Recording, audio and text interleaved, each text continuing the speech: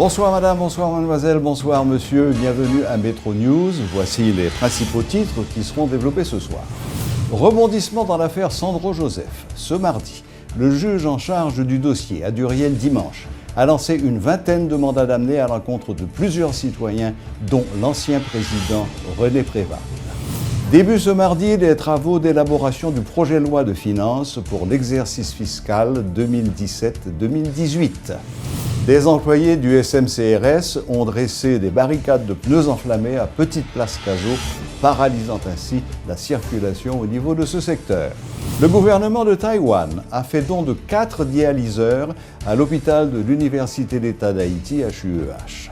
L'ambassadeur de Taïwan à Port-au-Prince a indiqué que les matériels, totalisant 130 000 $ américains, représentent une contribution modeste de son gouvernement au peuple haïtien. L'affaire Sandro Joseph continue de faire des vagues. Ce mardi, le juge en charge du dossier, Aduriel Dimanche, a lancé une vingtaine de mandats d'amener à l'encontre de plusieurs citoyens, dont des sénateurs en fonction. Parmi les personnes visées figurent entre autres l'ancien président de la République René Préval et un ex-président de la Chambre des députés, Levaillant Louis-Jeune. Ces personnalités sont citées à comparaître dans le cadre du dossier de l'ancien directeur de l'ONA, Sandro Joseph, accusé de détournement de fonds, faux et usage de faux et association de malfaiteurs. Selon l'acte d'accusation, ces derniers auraient reçu de l'argent de l'ex-chef de l'ONA. Il faut rappeler que Sandro Joseph, ainsi que 2 de ses complices, s'étaient rendus volontairement à la justice haïtienne après plusieurs années en cavale. Donc, une affaire à suivre. Les travaux d'élaboration du projet de loi de finances pour l'exercice fiscal 2017-2018 ont débuté ce mardi. Le coup d'envoi a été donné par les ministres Yves-Romain Bastien et Aviol Fleuran, respectivement titulaires du ministère de l'Économie et de celui de la Planification. Cette initiative, qui est une grande première, vise à répondre à une exigence légale, selon l'économiste Yves Bastien. De son côté, le ministre du Plan se réjouit de cette démarche qui s'inscrit dans le cadre du programme d'investissement 2017-2019. Aviol Fleuran promet que cette fois-ci, ce budget prendra en compte les besoins réels des citoyens. Luckner Garot a assisté à la cérémonie. Suivez son reportage.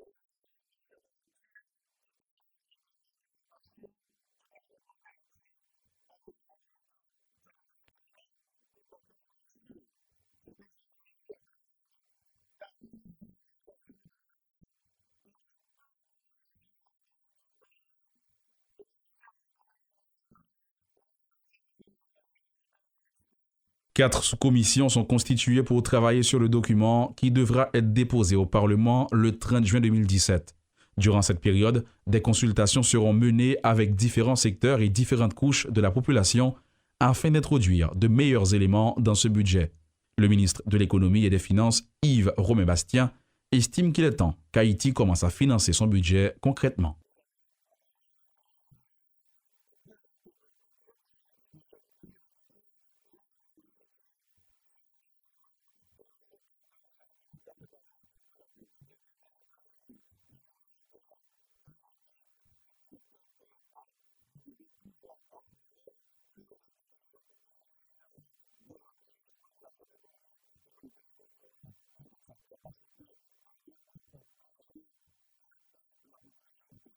Alors que les autorités s'attaquent à la préparation du budget de 2018, celui de 2017 est encore à la Chambre basse. Yves Bastien ne veut pas attendre les parlementaires. L'économiste leur rappelle simplement qu'ils ont un travail à faire au profit des citoyens haïtiens. On souhaite qu'il soit voté. Nous souhaitons travailler étroitement avec le Parlement. Nous souhaitons répondre aux questions parce que quand c'est voté, c'est mieux pour nous. Nous avons la légitimité, la légalité pour agir. Le Parlement ne vote pas pour un gouvernement qui est en place, on vote pour un pays où les gens ont terriblement faim.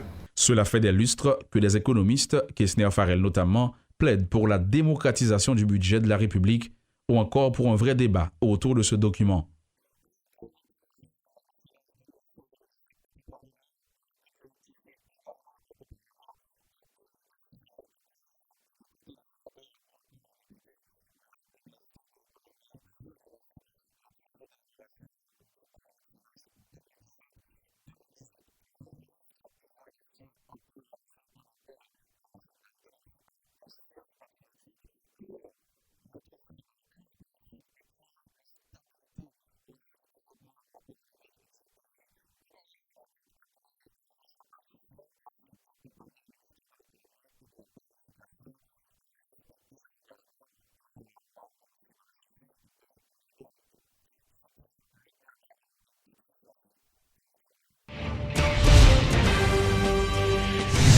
Le prochain président élu du pays devra s'évertuer à doter le pays d'une nouvelle constitution.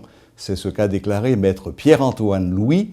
Monsieur Louis, qui est avocat, diplomate de carrière et consultant en gouvernance, a voulu attirer l'attention sur le fait que la constitution actuelle n'est pas adaptée à la réalité du pays. Selon lui, tant que cette nouvelle constitution n'aura pas vu le jour, la crise profonde dans laquelle Haïti est plongée perdurera.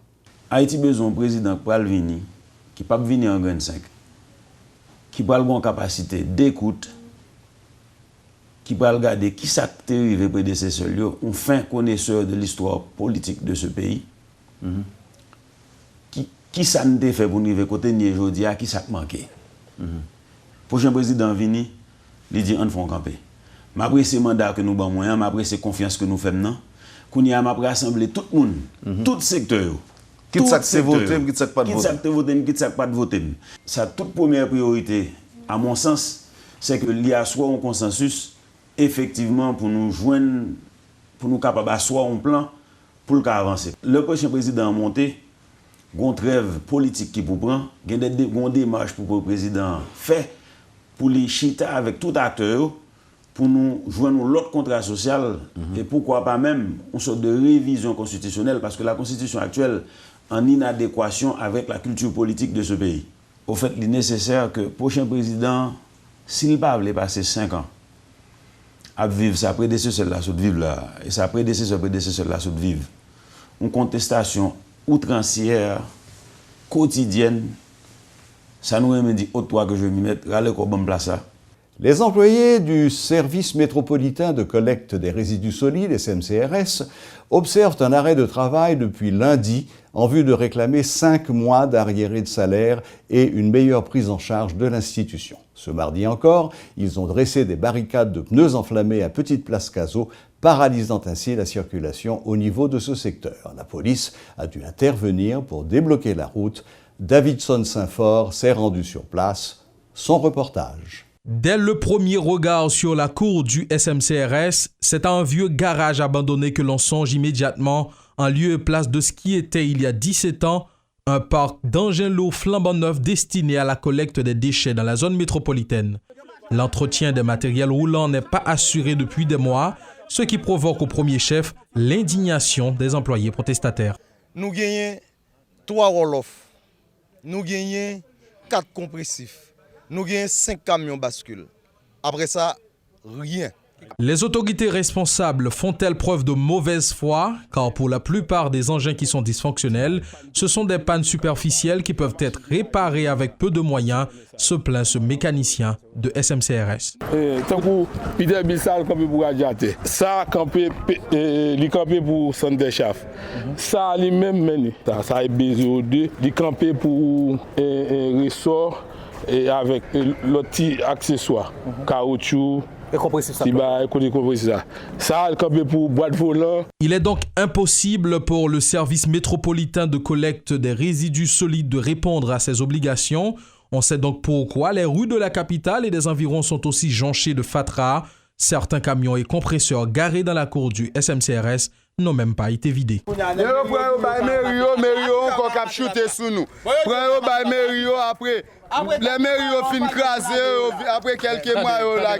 En plus de leur ras-le-bol face au dysfonctionnement quasi total de l'institution, les employés du SMCRS se plaignent d'avoir reçu de salaire depuis 5 mois, alors qu'ils font l'effort d'être à leur poste tous les jours. Pour travailler 6 mois au papier, que Jean Petit nous fait vivre, que Jean Madame nous fait vivre. Effectivement, que nous avons revendiqué droit nous, ils battent nous, ça pas normal. Rendez-vous c'est chaque 30 juillet, nous dit moins d'un jour, sous 30 jours, yo ouais là pas possible, c'est pour venir parler avec nous et pour dire nous qui le la possible. Malgré l'intervention de la police ce matin, les employés du service métropolitain de collecte des résidus solides SMCRS promettent de maintenir leur mouvement en attendant une réponse appropriée des autorités face à leurs revendications.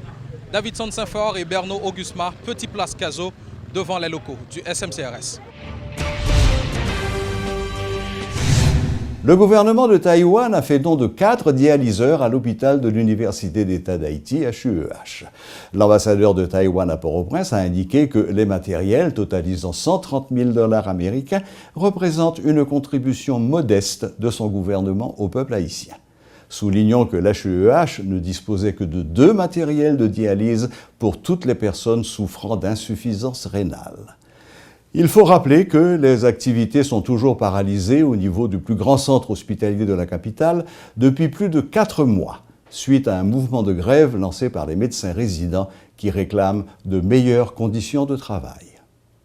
Voilà, c'est tout pour ce soir. Merci de nous avoir suivis. Mais surtout, gardez l'antenne, car dans quelques instants, et comme chaque soir, vous allez pouvoir suivre l'actualité olympique avec Rio 2016, présenté par Grégory et Rudy.